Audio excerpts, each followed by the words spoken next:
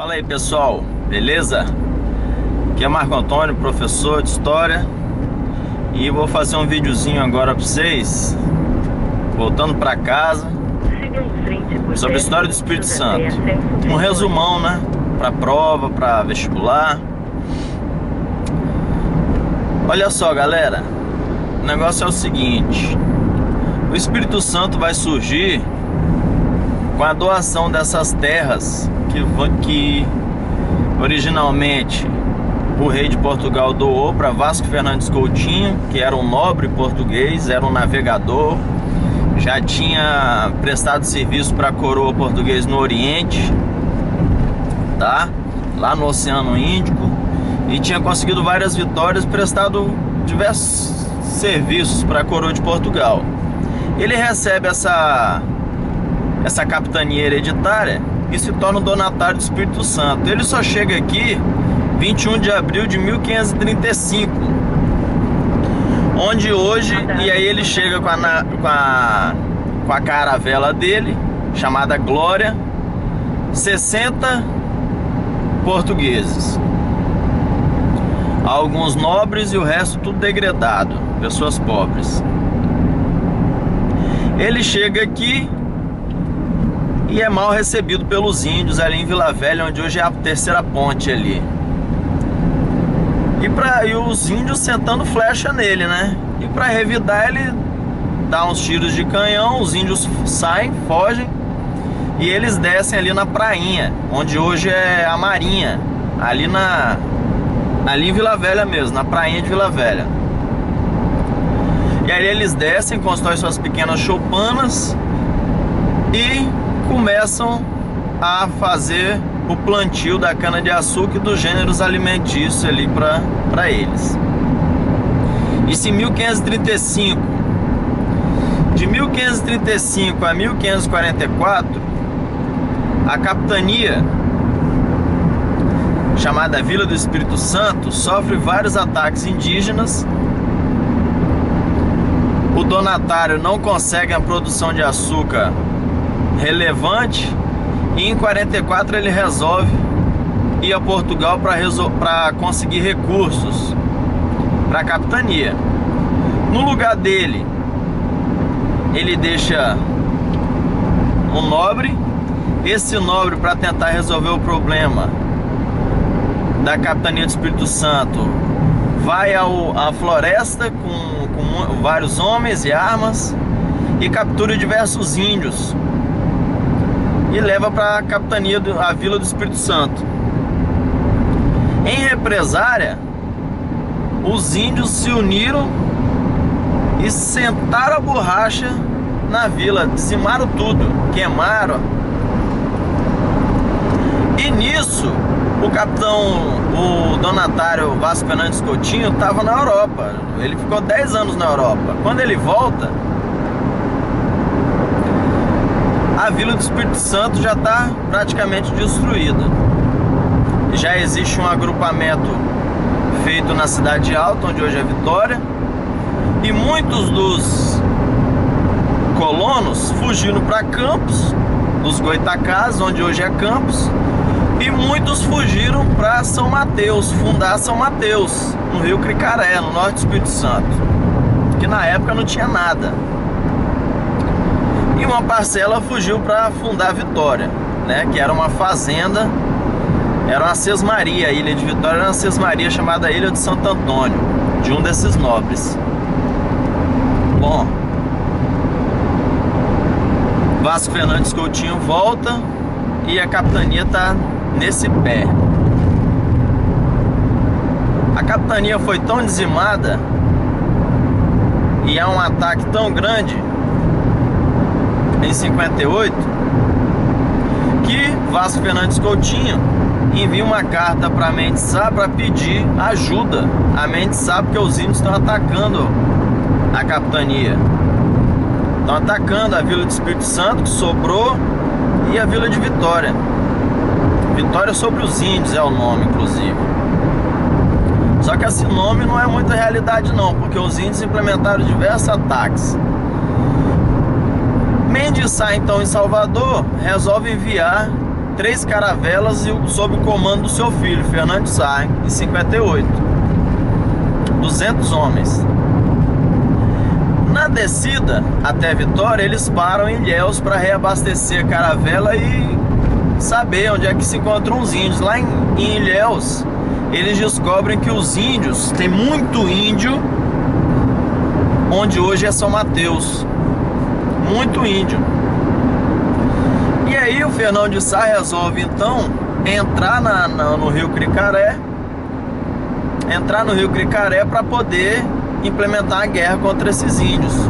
Chegando no Rio Cricaré, no encontro do Rio Mariricu, eles encontram 3 paliçadas, 3 mereriques muito fortes, que eram fortalezas de madeira de lei, redondas, interligadas entre si.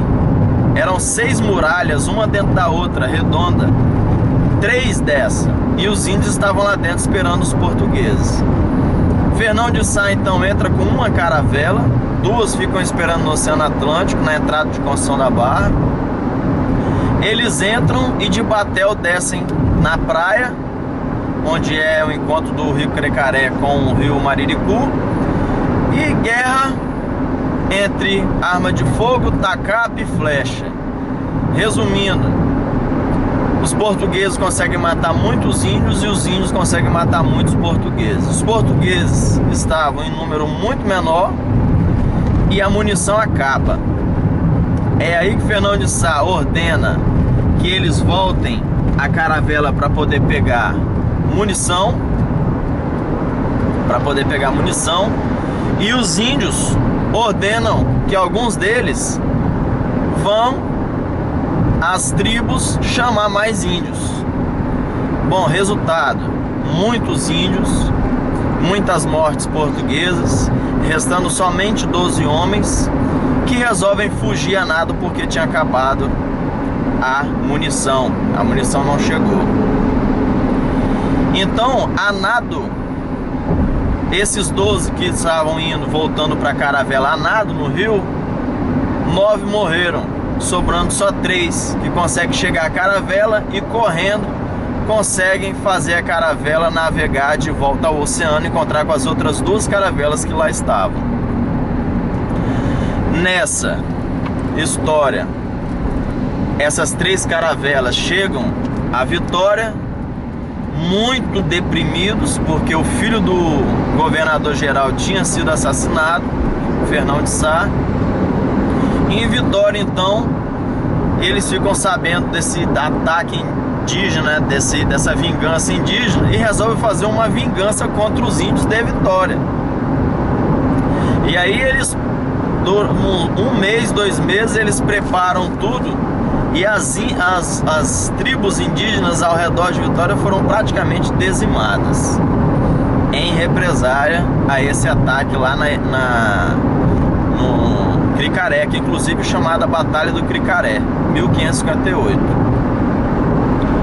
Bom, a capitania sobrevive, os índios são dizimados, mas a capitania não se desenvolve, continua pobre. Fernão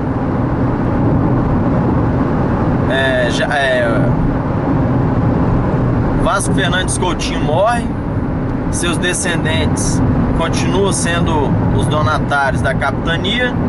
A capitania não consegue se desenvolver, né? A quantidade de população é muito baixa, muito pequena, mas a capitania vai seguindo. A capitania lá no século XVII recebe ataques dos ingleses, piratas ingleses, recebe ataque dos piratas holandeses, inclusive sobem no Convento da Penha, saqueiam o Convento da Penha. Quem visitar Vitória, dá um pulinho no Convento da Penha, existem vários quadros sobre esse ataque ao Convento da Penha, vale a pena conferir. Que o Convento da Penha é uma fortificação da década de 1550. É uma fortificação medieval, feita aqui em Vitória, que existe até hoje. Bom, posteriormente, na época de Marquês de Pombal, a coroa recompra da família Coutinho a capitania e posteriormente o Espírito Santo se torna uma província, né? A parte interior do Espírito Santo, onde é achado ouro, na metade do século XVIII, 1750, os paulistas acham ouro onde hoje é Minas Gerais e na época era Espírito Santo. O rei de Portugal, para proteger as minas, divide o Espírito Santo. A parte litorânea continua sendo Espírito Santo, dividido da parte interior, que passa a se chamar Minas Gerais.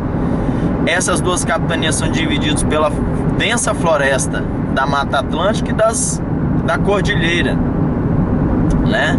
Da Serra dos Aimorés, para defesa das minas sobre ataques internacionais. Mais para frente, nós temos no século XVIII, uma capitania muito pobre que passa a ser colonizada pelo café ao sul. Os fazendeiros de café do sul, do norte do Rio de Janeiro, passam a invadir o sul do Espírito Santo, que era praticamente desabitado, fundando várias fazendas que vão enriquecer demais. E ao norte começa a surgir uma plantação, depois de 1750, uma plantação muito grande de fazenda de mandioca, porque o porto de São Mateus vai se tornar um importante porto de chegada dos escravos da África. Então ao norte eu tenho tráfico negreiro no porto de São Mateus, e ao sul eu tenho fazendas de café. E no centro eu tenho Vitória, que é uma capital pobre.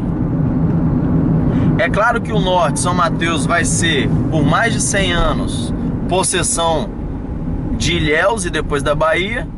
E para tentar salvar o Espírito Santo, o rei de Portugal no século XIX retorna São Mateus para o Espírito Santo, os impostos da farinha de mandioca, para poder ajudar o Espírito Santo a melhorar a economia dele. É assim que, quando o Brasil se torna independente, nós temos o sul cafeeiro, o norte produzindo farinha de mandioca e recebendo impostos através do tráfico negreiro. O norte, São Mateus, muito mais rico, passa a ser responsável por mais de 90% da coleta de impostos de todo o Espírito Santo. Em 1850 é proibido o tráfico internacional de escravos no Brasil. São Mateus, que era importante por receber escravos da África, passa a ser importante como receptor de escravo do Nordeste, negociação e venda desses escravos para a província, que vai ser a capital, Rio de Janeiro, a partir da década de 1760. Então o porto de São Mateus, a partir de 1850, passa a ser um local que recebia navios negreiros do Nordeste do Brasil, que estava em declínio, a cana de açúcar, então estava sobrando mão de obra no Nordeste e faltando mão de obra do café no Rio de Janeiro. E esses traficantes paravam em São Mateus também para negociar escravos, porque São Mateus tinha um grande número de fazendas de mandioca, que era a alimentação básica do escravo. Então o mesmo negociante que negociava escravo, ele também geralmente negociava sacas de farinha de mandioca.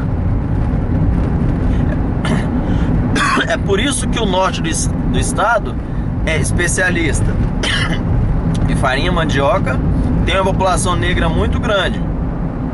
E o sul é geralmente grandes fazendas, geralmente mais agrário, com café, e a população um pouco mais branca, por causa da imigração europeia que vai surgir logo a seguir com a abolição da escravatura. Com a abolição da escravatura, São Mateus entra em colapso econômico, porque não tem mais os seus dois ingredientes econômicos, que é o escravo e o alimento do escravo. Não há necessidade mais de ser produzido. Então a economia matense entra em colapso. O café passa a desenvolver, o sul do Espírito Santo passa a ser o polo mais econômico, mais ativo, mais rico, e a capital do Espírito Santo passa a se desenvolver por causa da exportação do café. Que eles fazem um porto aqui, várias companhias de comércio internacionais da Europa e dos Estados Unidos ficam em pé aqui para poder importar esse café aqui capixaba.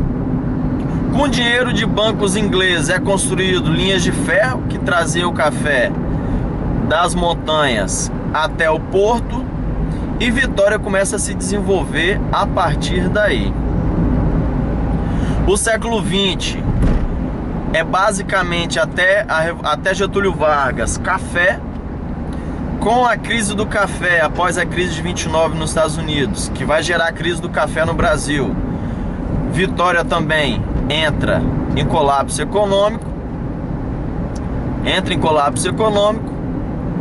e vai capengando aí até a industrialização, que vai começar a acontecer aqui em Vitória década de 50, 60 e ter mais força na década de 70. Vitória se industrializa, Espírito Santo passa a se industrializar, o porto passa a ser mais importante pela importação, pela cabotagem entre o comércio dentro do próprio Brasil e por importação também de produtos estrangeiros. Então o porto de Vitória e a industrialização de Vitória vai gerar algum progresso econômico a partir da década de 70. Várias empresas vão vir para cá, Petrobras, Aracruz Celulose, empresas de automóveis, e aí começa a industrialização de Vitória. Vitória começa a crescer, novos bairros surgem, Jardim da Penha, Jardim Camburi, Mata da Praia, a cidade aumenta, extrapola a região da ilha e passa a povoar, né? E crescer através das regiões continentais, que é Jardim da Penha, que é Jardim Camburi, por aí vai.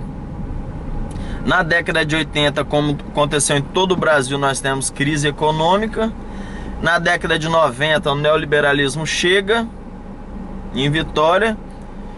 Mesmo assim, a capital passa a ser polo atrativo das populações do interior do estado. Uma vez que no interior do estado nós não temos faculdades, escolas de alto rendimento e oportunidades de emprego. Eu vivi isso na década de 90. Em Conceição da Barra a gente morava lá, e o que a gente via aqui em Vitória quando era ensino médio é que os adolescentes, filhos de classe média, tinham que vir morar em Vitória para poder fazer uma UFES, para poder ter uma profissão e trabalhar aqui, porque no interior não tinha emprego. Ou trabalhava na prefeitura, ou trabalhava em algum comércio, ou na área rural, só, e mais nada. Nos anos 2000, com a era Lula, nós temos um desenvolvimento das parcelas mais pobres da população. A gente tem 40 milhões de pessoas entrando na classe média, e aí a economia fica vibrante aqui em Vitória. Muito carro, muito engarrafamento, as pessoas tendo acesso a carro, tendo acesso a casa através do Minha Casa Minha Vida. Na época do Fernando Henrique, o acesso à educação passou a ser obrigatório, então as escolas que antes não eram cheias e nós tínhamos muito analfabetismo, hoje as escolas estão repletas. As escolas que não eram negras hoje são negras, porque aquela parcela que ficava analfabeta hoje não fica mais. As famílias muito mais pobres passam a receber o Bolsa Família, e nós temos então um inchaço do sistema educacional e a piora na qualidade. E o acesso a essas pessoas a bens e serviços como plano de saúde, viagens de avião, inclusive internacionais, cruzeiros, a classe mais pobre da população tendo acesso a carro, tendo acesso a motocicleta, tendo acesso a novos bens de consumo. É durante a primeira década do século XXI também que a capital Vitória passa a ter novos investimentos em infraestrutura, novas pontes, Ponte da Passagem, Avenida Fernando Ferrari, que é essa que eu estou passando agora, passa a ser reformado, a Dante Michelini é reformada e vários outros projetos arquitetônicos. A cidade de Vitória passa a obrigar os moradores a fazer a calçada cidadã, reformar prédios antigos. O centro de Vitória passa a ter o projeto de reforma e aos poucos a cidade vai se tornando uma cidade cada vez mais rica. Morar em Jardim da Penha, que antes era uma coisa normal para a classe média, hoje em dia está muito difícil. A minha classe, por exemplo, professores, poucos conseguem morar em Jardim da Penha, que se tornou um bairro muito caro. Então as pessoas moram no Jardim Camburi, Serra, Cariacica, em virtude do aluguel mais caro e da prestação do financiamento de apartamentos também muito mais caros. E aí que no governo Dilma nós temos a continuidade do governo Lula e esperamos aí um grande desenvolvimento para o futuro. E se tudo der certo, o Brasil vai ser um país mais desenvolvido e mais rico nas próximas décadas, né? Pessoal, é um resumão mesmo. Um abraço para vocês, espero que tenha ajudado. Espero que possa fazer uma boa prova. Valeu, um abraço, até a próxima. Fui!